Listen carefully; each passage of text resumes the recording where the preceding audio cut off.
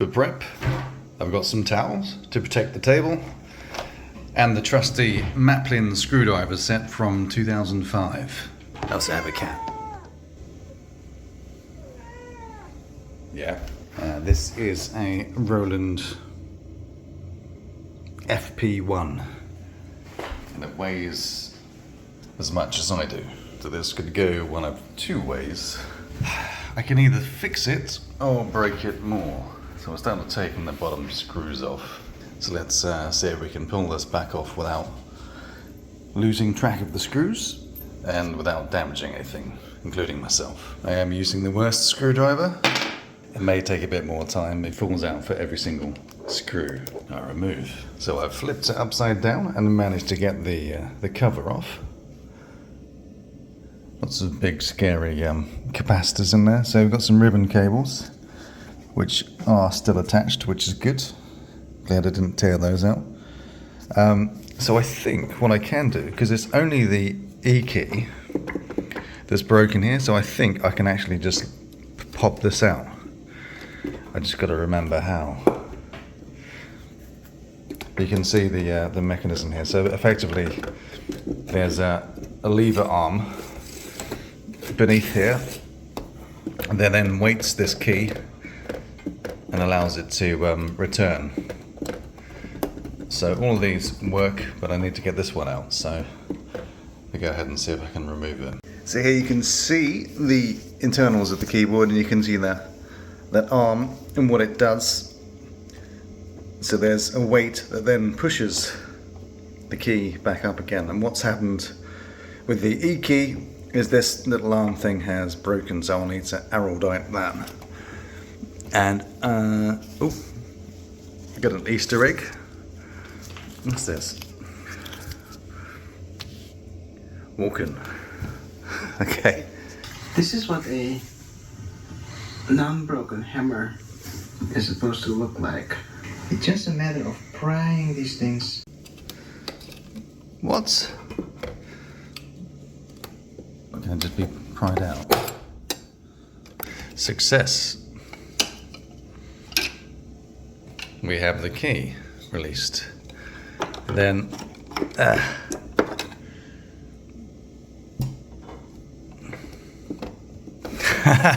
but I pried out the wrong key.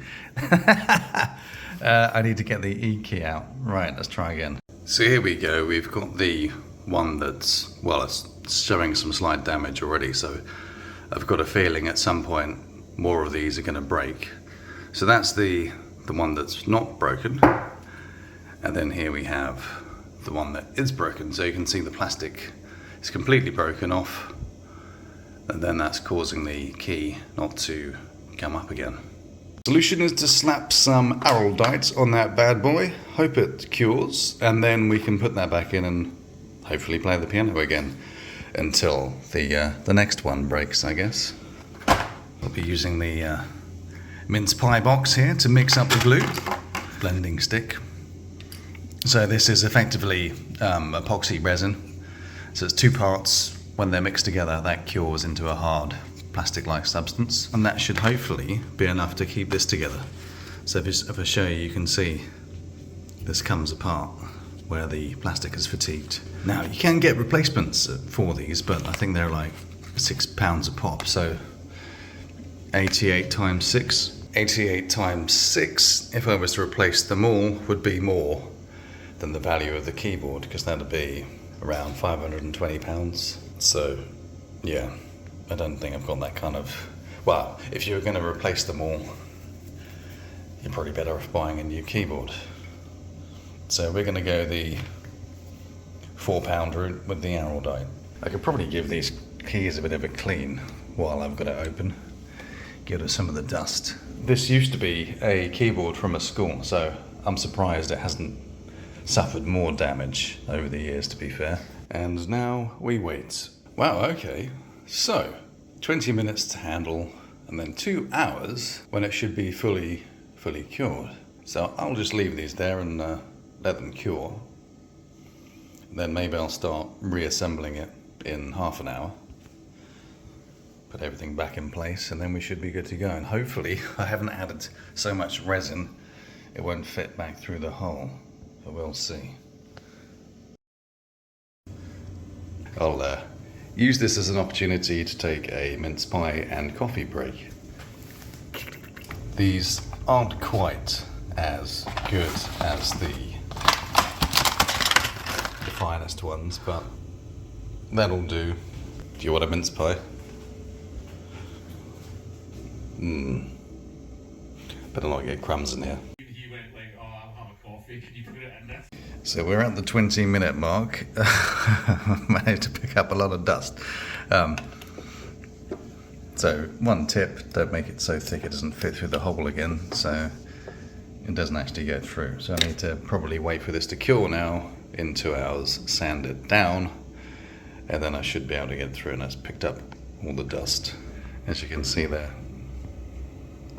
picked up all the fluff and dust from the keys. Alright, so we've got the weights in. I've actually replaced the E one first, and then I've just got to slip the D in. Oh, put the D in the right way. The D was the wrong way around. What's going on here? The D still works, and the E. Right, so now the arduous task of reassembling this piece, because it honestly weighs probably as much as I do. And I think most of that weight is in this massive, great big chipboard base. So let's give that a go. Right, so we have the top back on. I'm just going to screw everything back into place and hope everything still aligns. Something to note, I don't think you need to take all of these off, because these are actually holding this guard onto the keyboard. I took them off anyway. But you might better get away with taking them off. So it's the moment of truth now. I think it was this E. So it's coming back up again. So play a minor. Right.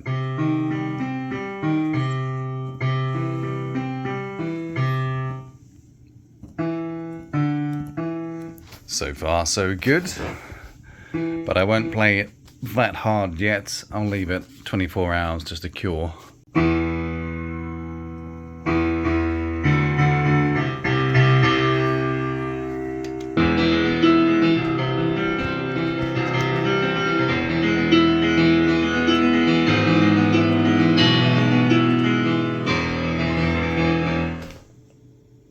Any good?